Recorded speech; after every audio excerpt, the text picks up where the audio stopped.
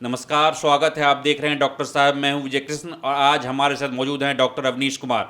Doctor साहब पटना के जाने माने गैस्ट्रोइंटोलॉजी हैं। तो डॉक्टर साहब से आज पेट की समस्याओं के बारे में जानेंगे। बहुत बहुत स्वागत है डॉक्टर। थैंक यू, धन्यवाद। डॉक्टर साहब, ये पेट के इन्फेक्शन, पेट का जो इन्फेक्शन है कई प्रकार का होता है, तो हमारे दर्शकों को समझाएं जो ये कितने प्रकार का होता है और इसके क्या लक्षण हैं। जी, देखिए, आमतौर पे दो तरह के इन्फेक्शन होते हैं। एक तो होता है एक्यूट, जो कुछ समय के लिए, शॉर्ट टर्म के लिए आए होते हैं। एक होता है क्रोनिक, जो बहुत लंबे समय तक पेट में रहते हैं। Acute infection usually food poisoning हो गई, खाने पीने की समस्या की वजह से आती है, जिसको हम लोग आमतौर में पेट खराब होना बोलते हैं। तो ये एक शॉर्ट टर्म की बीमारी हुई। दूसरा होता है क्रोनिक बीमारी, जिसको यूजुअली IBS बोला जाता है। इरिटेबल बाउल सिंड्रोम एक बीमारी होती है।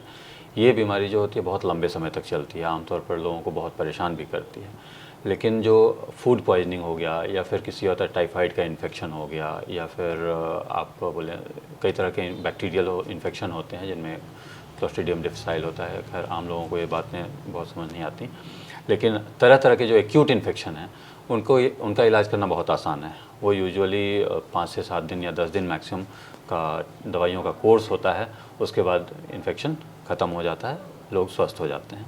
लेकिन क्रोनिक इन्फेक्शन जो होता है, जिसे हम लोग IBS, इरिटेबल बाउल सिंड्रोम बोलते हैं, उसमें लोगों को समस्या बहुत लंबे समय तक रहती है और ये लोगों को मानसिक तौर पर भी बहुत परेशान करता है, क्योंकि लोग ये समझ नहीं पाते कि उनको इतनी लंबे समय तक कोई इन्फेक्शन क्यों परेशान कर रहा है, आखिर वो ठीक क्यों नहीं हो रहा है। तो IBS भी कई तरह का होता है। उसमें किसी को कॉन्स्टिपेशन ज़्यादा होता है, किसी को डायरिया ज़्यादा होता है, लूज मोशन होते हैं, किसी को दोनों, कभी कॉन्स्टिपेशन हो रहा है, कभी डायरिया हो रहा है। तो आमतौर पर लोग इस चीज़ से बहुत परेशान होते हैं कि आखिर मेरा बीमारी जो है, इतनी दवाइयाँ खाने के बावजूद अभी तक ठीक क्यों नहीं हुआ, अभी तक चल क्यों रहा है। हमें उन्हें बेसिकली काउंसलिंग ज़्यादा ज़रूरत पड़ती है, ट्रीटमेंट से ज़्यादा उन्हें काउंसलिंग की ज़रूरत पड़ती है कि आपकी बीमारी आपके रहन सहन और खान पान से रिलेटेड है, स्ट्रेस से रिलेटेड है। आपको अपना दिनचर्या सही करना है, डेली रूटीन में एक्सरसाइज को इन्वॉल्व करना है। डेली रूटीन में अपने खान पान में कुछ बदलाव होते हैं, जिनमें कुछ खाद्य पदार्थों को रूल आउट किया जाता है कि ये नहीं खिलाना है, कुछ खाते रहना है, ज़्यादा खाना है। तो ये सारी चीज़ें आपको देखनी पड़ती हैं। हाँ, IBS एक कॉमन समस्या है और इसके बारे में हमारे दर्शकों को आसान भाषा में समझाएं। कुछ लोग ये मिथ है जो स्ट्रेस से IBS होता है और कुछ लोगों का कहना है IBS से स्ट्रेस होता है, तो इसको पूरी तरह से डिफाइन करें, जो आखिर क्या सत्य क्या है। जी, देखिए, ये एक विशियस साइकिल है। विशियस साइकिल का मतलब होता है कि अगर हम किसी एक पॉइंट से चालू किया, हमने घूम के ये गोल है, फिर वहीं पहुंच जाएंगे।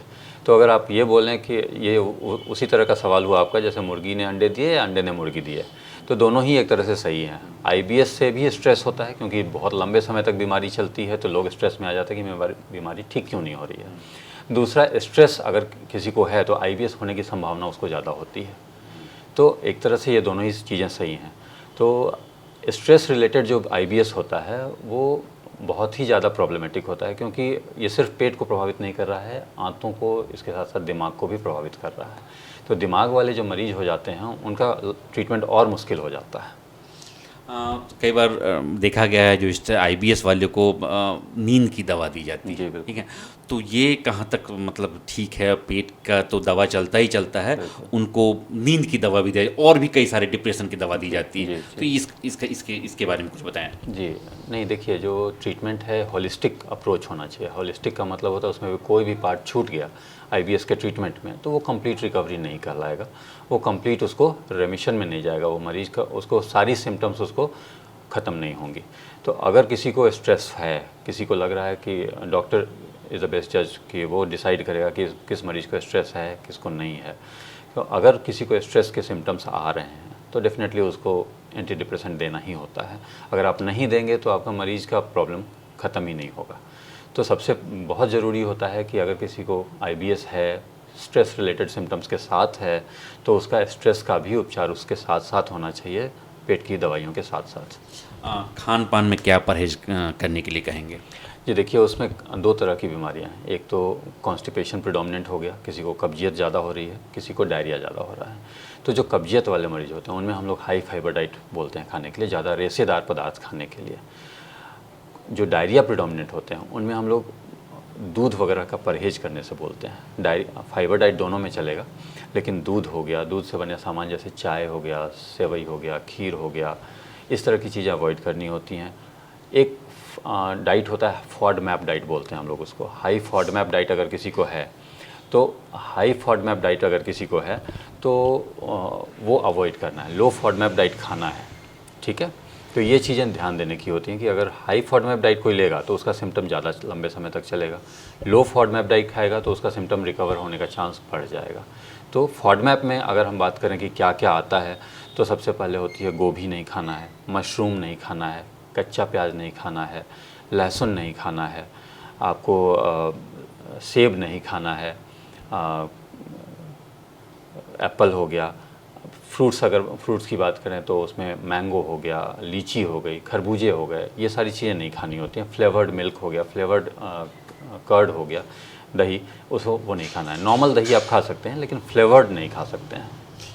कुछ डॉक्टर इसमें लैक्टोज भी चलाते हैं, पीने के लिए लैक्टोज देते हैं, और इसके कहा जाता है लॉन्ग टर्म इसका साइड इफ़ेक्ट्स, इसके बारे में क्या कहेंगे? जी नहीं, लैक्टोज का कोई लॉन्ग टर्म साइड इफ़ेक्ट नहीं है।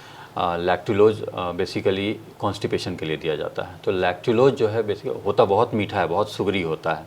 लोगों को लगता है कि इससे मेरा शुगर बढ़ जाएगा, लेकिन एक्चुअली वो बॉडी में एब्जॉर्ब ही नहीं होता है, वो लैट्रिन के साथ ही बाहर निकल जाता है। तो उससे कभी भी किसी को साइड इफ़ेक्ट होने का संभावना बिल्कुल नहीं है। लॉन्ग टर्म तक उसको यूज भी किया जा सकता है, उससे कोई खतरा नहीं है। डॉक्टर साहब अभी बता रहे थे पेट में इन्फेक्शन के बारे में, इन्होंने दो तरह का बताया, एक तो बताया फूड पॉइजनिंग, दूसरा बताया आईबीएस। तो ये दोनों, जिसमें आईबीएस एक गंभीर समस्या है और इसका इन्होंने प्रॉपर इलाज बताया है, और आप डॉक्टर साहब के इलाज को फॉलो करेंगे तो आप बिल्कुल स्वस्थ और ठीक हो सकते हैं। इस एपिसोड में फ़िलहाल इतना ही। अगले एपिसोड में आपसे फिर से मुलाकात होगी। यदि आपने अभी तक हमारे चैनल डॉक्टर साहब को सब्सक्राइब नहीं किया है तो तुरंत कर लें। आप हमें फेसबुक पेज पर भी लाइक और फॉलो कर सकते हैं। धन्यवाद।